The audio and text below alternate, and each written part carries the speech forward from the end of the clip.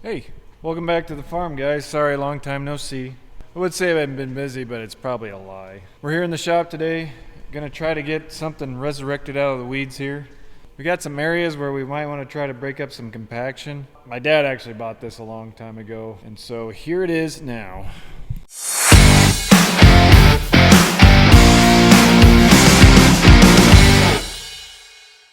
Our subtiller. It's nothing fancy by any means. This thing's probably older. I don't know how old it is. We used to pull it with a 4640, but it's a 5-shank subtiller, and what this does is just go out there and deep till without disturbing too much of the topsoil. These guys will tend to go 15 to 18, 20, whatever you want to go deep wise. The key is you want to go in enough so you're just kind of lifting up the ground and laying it back down. You're breaking up that surface area. You're not tilling it. You're not throwing dirt around or anything. The idea is just to leave a little slit in the ground where that shank goes and nothing else, because if you're not going deep enough, you'll tend to heave it up and over, where if you're going deep enough, it's just kind of going to lift that ground up, kind of crumble it up underneath and loosen up your compaction that way. But this one used to be set on 36-inch rows, because back in the day we were on 36-inch rows. That was typical in our area because of the gravity irrigation. You just got a little bit more room to make ridges in between our rows. And so yeah, you can see we got extra bar on this end, and these are kind of set out wide, and hopefully he holds on for dear life. Something I had to do here just recently, this thing was missing a coulter, one of these guys. It was tough to locate one in parts. Well, then I realized when I was looking online, we used to have an old coulter rig that we used for fertilizer. These guys, these are shins right here. They just are wear points for these shanks that go in the ground. I believe they call them shins. And then I need this piece right here, which this thing goes. So I'm gonna need to take that roll pin out there. This piece broke off wherever it's at right now. I gotta weld this back on because that's what holds the top in. Well, I'll figure out what I did with that. And then we be welding, and then we should be able to roll with it. Not to tell you guys how to live or anything, but if you want to weld on a new tractor, you want to make sure it's unhooked, or at least the batteries are shut off. But I recommend being unhooked because there's a lot of expensive electronic crap in there, and you don't want to fry it. Where is that piece? I just had it. You guys seen that little, it's like a little U piece of strap? Just one of them days. It was right where I last put it, guys. So it's a really beautiful piece in there, and go like that.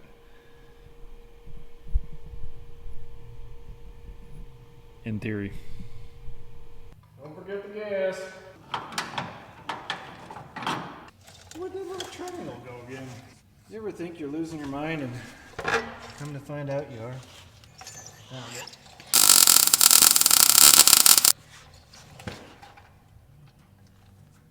It should be mainly ready to roll. I might try to find a different pin for the center link up here. Pick up my tools here, and it's kind of evening now. I finally got all these parts rounded up.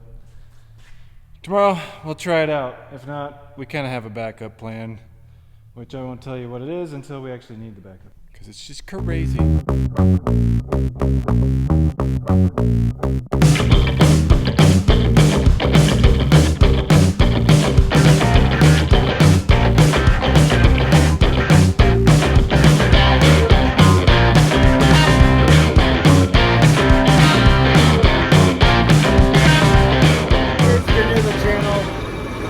This is still a problem with these new 8RXs, it's the fill. You can't fill them very fast. I don't know why they didn't design it right, but with this gurgles back, it doesn't, the way this neck is, it just doesn't allow for high flow. So we found the best way to kind of put the nozzle in there and then slow our engine clear down on our pump. What does Brian call it? Government juice? Still takes the old GOVT juice. It's abbreviated for government, in case you didn't want to waste time saying government. Maybe sometime when I decide to grow up and become a famous YouTube star, I can get one of those cool Thunder Creek diesel barrels. But until then, we'll just be rusty. Freak. Look who I got in the tractor today. What's your name? Garrett. Oh, are you one of my kids? You're the boy kid, aren't you? Rolling in the field here. What I'm gonna do now is get my AB line set up, kind of figure out where I want it to be, and I'll get back to you here.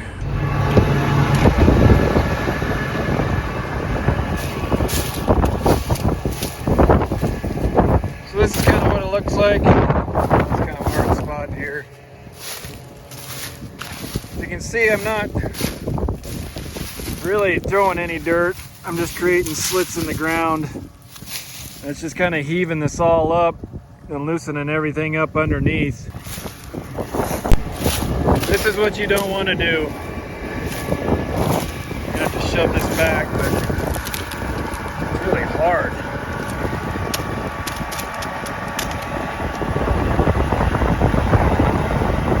It's kind of weird how that's fracturing that. I just want it to look like this. But I also had to find the right angle. What I mean by that is these will sometimes, well, you can see right here, they'll collect trash and residue. We don't want that because it'll ball up. It'll create problems for planting issues and tillage. So I've kind of found the right angle. I know that doesn't look like it there, but there's just a weird spot right here. As you can see, it's pretty even out here. Over there I found some clumps on my first passes trying to find the right angle. And I don't want that. I want a nice even looking field. Consistency is key to a field. Trying to find that is crucial when you're doing tillage. When I get to those spots, I really don't want to heave up, and so I want to go at a slower speed just to avoid that, to let the tractor and the ground be able to go at that speed where it's not going to heave it forward. I come in here, and what you want to do is on your 3-point settings, which is this guy right here, is I have it set on 2, the low depth control. And what that does is as I'm going through the field, you'll see it here kind of lifting it up. This is my 3-point position. And so when I get in this rough areas right here, or these hard spots, what that's going to do is kind of float it a little bit just to keep the tractor moving.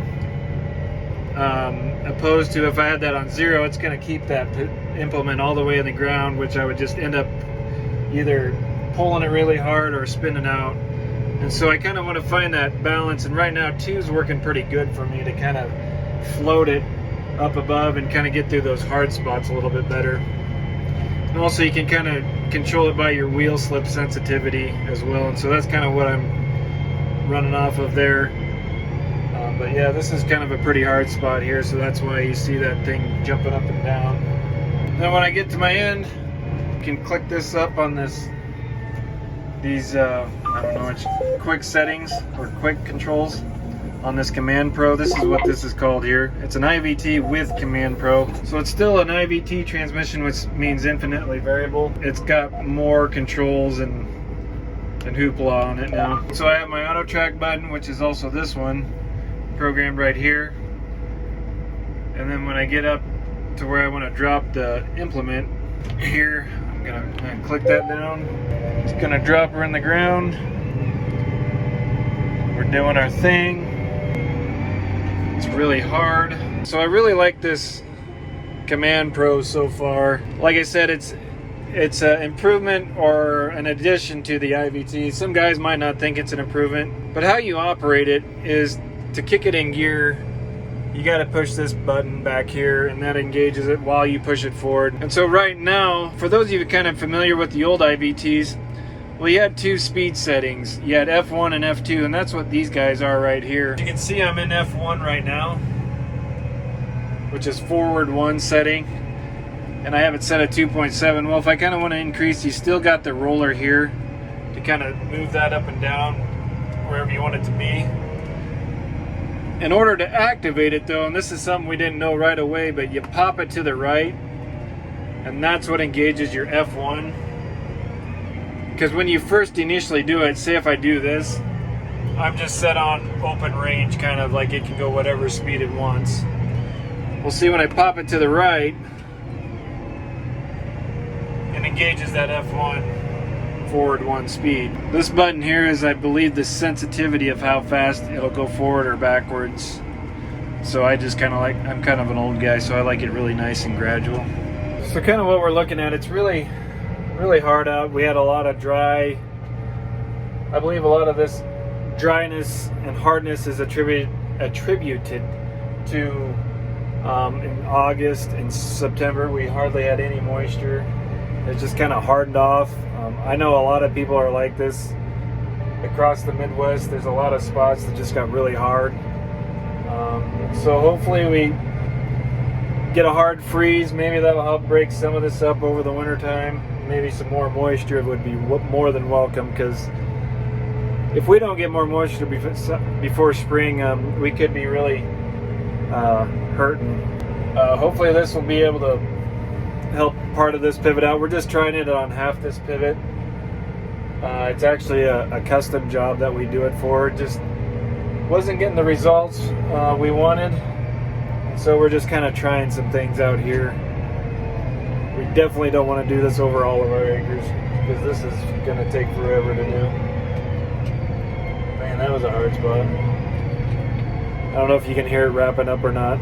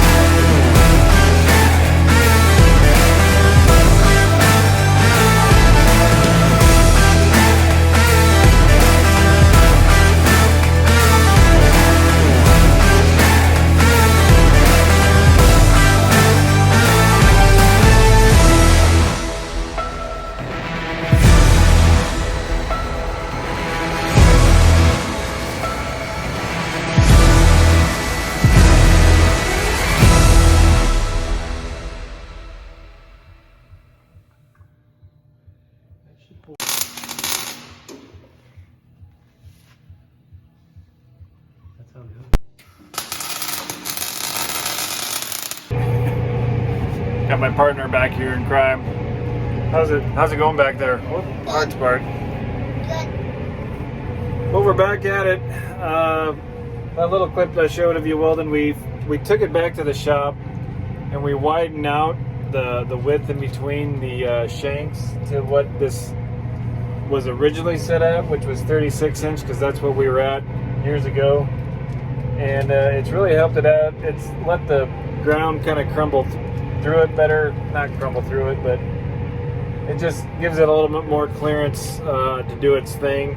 Instead of heaving it forward, it's allowing it to break free and go through. And so I'm able to go about 4.5 mile an hour in most spots. Some spots it's still pulling me down to like upper 3s, but that's kind of why we're doing this too. It still looks like it's heaving it like we want it to, and so I guess we'll just see if this works and helps this field out. I know every field's gonna be hard this year just because it hardened out, like I mentioned earlier. So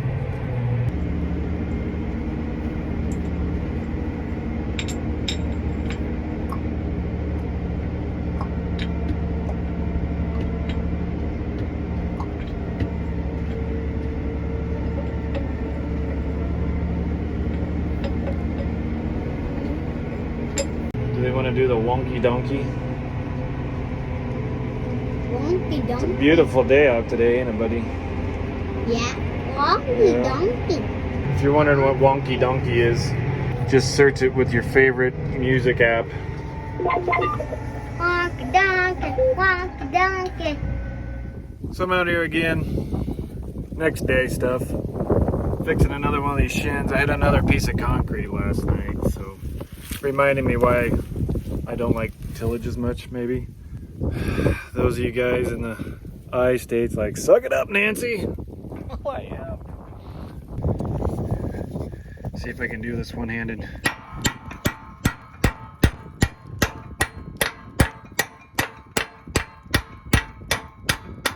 All nice and shiny new. Well, no, wait. It's painted. We want it shiny. Gotta break in a new one. What stinks is I didn't find the other chunk to this. So I'm sure it'll end up in a tire some here. Like my new wheels. My pickups have the boot slide off an axle, so they're replacing it. Little be known, we used to own a Buick Lucerne years ago. Great car. Nicer than that thing. Don't get me wrong, that's a great vehicle. It's just in my mind, I'm kind of old school, and I'm always kind of considering Buick's cars, not crossovers and all the stuff they have now. But ours was like an 06 Lucerne, and it had a 3.8. And I know my grandma had like a LeSabre back in the day, or maybe a Park Avenue here and there. They always had those 3.6s, and they were bulletproof motors, but then they had to upgrade, so I don't know. Am I wrong? Yeah, it's working a lot better since we widened it out. I wasn't lying when I said it's hard as a rock. One of these shear bolts broke out too. I gotta be able to loosen this up and swing it back down. We'll see how it goes.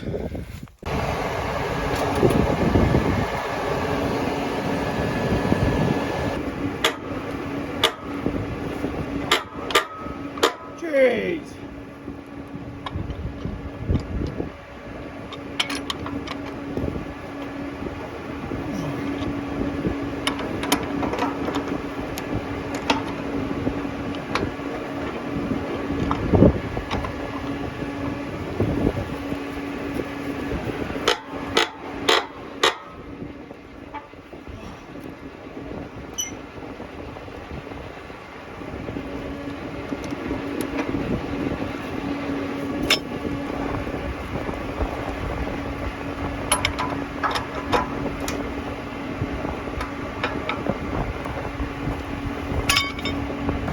Need to loosen it up.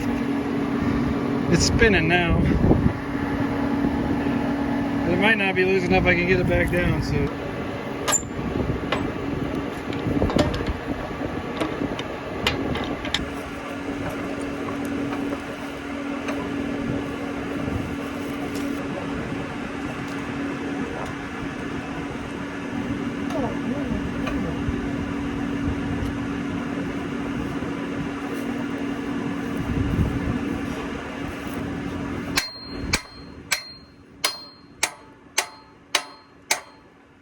Everything's a hammer in this business.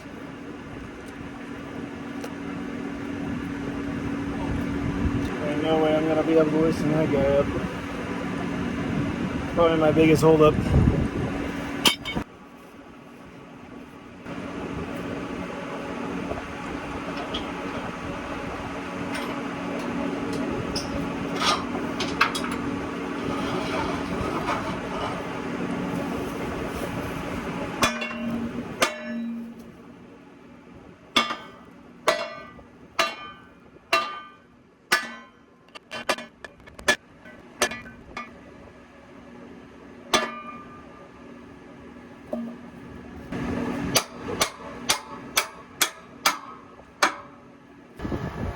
Hey, he's like a blister. He shows up when the work's done. Yeah, I did get it done. See? If I would have cleaned my back windshield, it would done this picture more justice. Ah, it's just one of the nice things about this job. Watching the sunsets. Can't beat it. Hey guys, I think this will wrap it up for this episode. Hope you enjoyed it. Ask questions, please, and just remember to be kind and stay positive, and we'll catch you on the next one. Later, guys.